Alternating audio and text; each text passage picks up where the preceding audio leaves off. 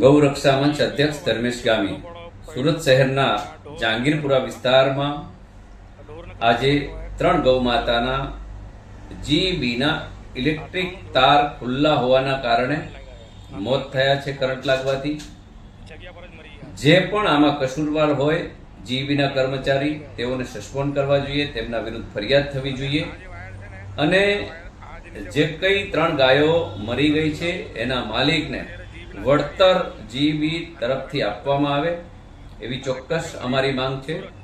Jahangirpura police સ્ટેશનમાં ફરિયાદની તજવીજ ચાલુ છે, પરંતુ જેમ જ્યારે પણ વરસાદ આવવાનો હોય એની તૈયારીના ભાગરૂપે જીબી હંમેશા કામ કરવાનું હોય, પણ ક્યાંક ને ક્યાંક ગફલત રાખતા હોય છે। ઘણી જગ્યા પર એવા વાયરો ખુલ્લા હોય છે, ઘણી જગ્યાએ પર પેટીઓ ખુલ્લી હોય છે, ઘણી જગ્યાએ પર એવા મીટરો હોય તે પણ ખુલ્લા હોય છે અને ઘણી જગ્યાએ ઘણા લોકોને કરંટ લાગતા હોય છે।